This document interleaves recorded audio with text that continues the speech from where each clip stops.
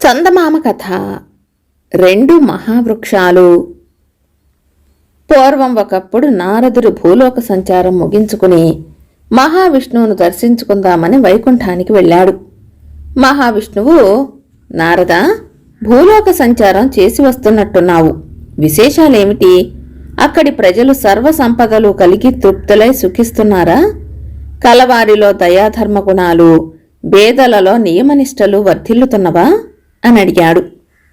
అందుకు నారదుడు నవ్వుతూ, దేవా, మీ ప్రశ్నకు ప్రత్యుత్తరం ఇవ్వటానికి ఎందుకనో నాకు మనస్కరించటం లేదు.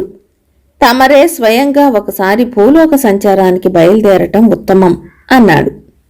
విష్ణువు నారదుణ్ణి వెంట పెట్టుకుని భూలోక సంచారానికి బయలుదేరాడు. ఇద్దరూ బాటసారుల వేషాలలో భూలోకానికి దిగివచ్చారు. వారు ఒకానొక నగరం చేరి అక్కడ కనిపించిన ఒక పెద్ద భవనం దగ్గరకు వెళ్లారు.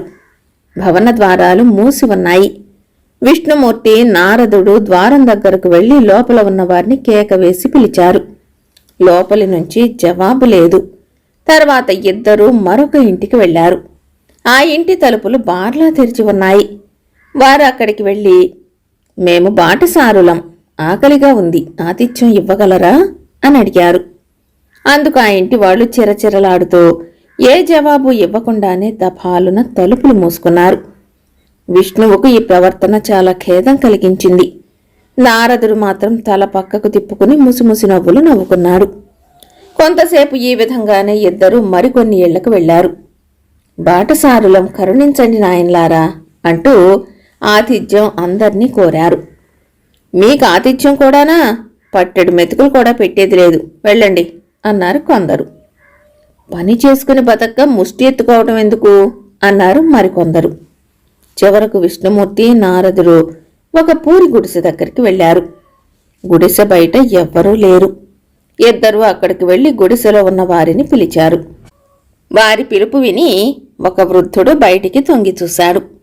మరుక్షణం అతడు నవ్వుతూ బయటికి వచ్చి, రండి నాయన్లారా, మీరేదో బాటసారుల్లాగా ఉన్నారు, మేము పేదవాళ్లమైనా ఉన్నంతలో మీకు ఆతిథ్యం ఇవ్వగలం అంటూ ఆహ్వానించాడు. నారదుడు, విష్ణుమూర్తి ఆ వృద్ధుడి వెనకనే గుడిసెలోకి వెళ్లారు. అక్కడ ఒక వృద్ధురాలు ఉన్నది. ఆమె ఆ వృద్ధుడి భార్య. అతిథులను చూస్తూనే లేచి ఒక చింకి చాప పరిచి నవ్వుతూ పలకరించింది. ప్రయాణ బడలికతో ఉన్నట్టున్నారు, కాస్త ఓపిక పట్టారంటే భోజనం తయారు చేస్తాను, కూర్చోండి అన్నది వృద్ధురాలు.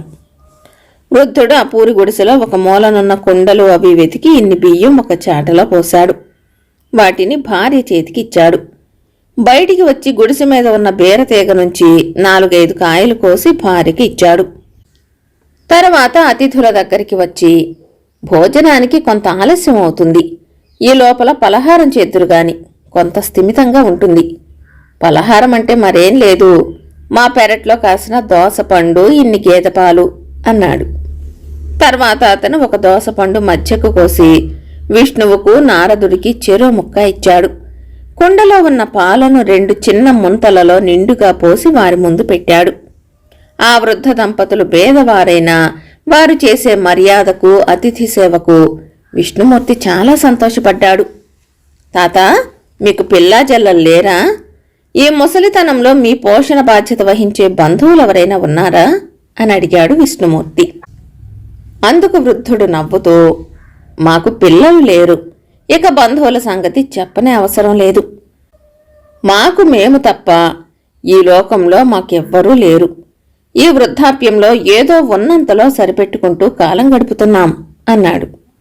అంతలో విష్ణుమూర్తి ముంతలోని పాలు సగం తాగి కింద పెట్టాడు. అది ఎప్పటిలా నిండుగా తయారైంది. నారదుడు దోస ముక్కను సగం కొరికి చేతిలో పట్టు కూర్చున్నాడు. అది ఎప్పటిలా సగభాగం చెక్కు చెదరకుండా ఉంది. వృద్ధుడు ఆ వింత చూసి అమితాశ్చర్యం చెందాడు. వీరెవరో దేవుళ్ళో మహాపురుషులో అనుకున్నాడు. తన భార్య దగ్గరకు వెళ్ళి, చూసావా, మన ఇంటికి అతిథులుగా వచ్చిన వారు సామాన్యులు కారు, ఇలాంటి వింత చూశాను అంటూ భార్యకు చెప్పాడు. ఇక ఆ వృద్ధురాలి ఆశ్చర్యానికి, ఆనందానికి అంతులేదు. ఆమె చేతులు జోడించి అతిథులు ఉన్న చోటికి వచ్చి, నాయన్లారా, మీరు ఎవరైనది నాబోటి అజ్ఞానురాలు గ్రహించటం సాధ్యమయ్యేది కాదు. కానీ మీరు మహాపురుషులని తెలుసుకున్నాను. మా ఈ భేదగృహాన్ని పావనం చేసేందుకు వచ్చిన మీకు మా అజ్ఞానం వల్ల ఏదైనా లోపం జరిగితే క్షమించండి అన్నది. అందుకు విష్ణుమూర్తి నవ్వి, అవ్వా, మీ ఆతిథ్యానికి చాలా ఆనందం కలుగుతోంది. పిల్లలు, దగ్గరి బంధువులు లేకపోయినా కనీసం ఐశ్వర్యమైనా ఉంటే మీరు కొంతలో కొంత అయినా సుఖించగలరు. మీరిద్దరూ మాతో గుడిసె బయటికి రండి అన్నాడు. విష్ణుమూర్తి, నారదుడు గుడిసె బయటికి వచ్చారు. వారి వెనకనే వృద్ధ దంపతులు కూడా బయటికి వచ్చారు. వారికి భయాశ్చర్యాలు కొలిపే వింత కనపడింది. గుడిసె ముందు కనుచూపు మేర అంతా ఒకే మైదానంలా ఉంది. అంతకు ముందున్న మహాభవనాలు ఒక్కటి కూడా కానరాకుండా అదృశ్యమయ్యాయి. మహానుభావులారా, ఏమిటి వింత? ఇక్కడ ఉన్న ఇళ్ళు, చెట్టు చేమలు ఏమైనాయి అని వృద్ధుడు అడిగాడు. అందుకు విష్ణువు, అవన్నీ నేల కలిశాయి. ఆకలిగొన్న వారికి, మార్గాయాసంతో వచ్చిన వారికి పట్టెడన్నం కాని, కూర్చునేందుకు ఇంత చింకి చాపగాని ఇవ్వలేని ఆ గృహస్థులు మట్టి మీద ఉన్నా, మట్టిలో ఉన్నా ఒకటే. ఇప్పుడు చెప్పండి, మీ కోర్కెలేమిటో అని అడిగాడు. మేము వృద్ధులమయ్యాము. మాకు ఉన్న కోర్కెల్లా ఒకటే. మాకు మరణం ఒకేసారి కలగాలని.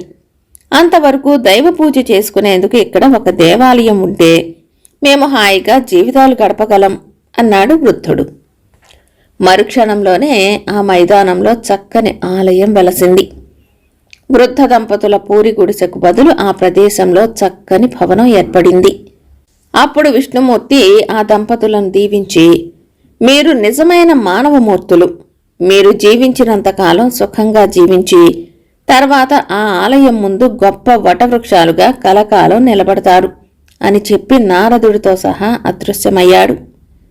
ఆ దంపతులు తమకు వచ్చిన ఐశ్వర్యంతో దాన ధర్మాలు చేస్తూ ఆలయంలో పూజారులుగా చాలా కాలం జీవించారు. మరణానంతరం కూడా ఆలయం ముందు 2 మహా వటవృక్షాలై వెలిశారు.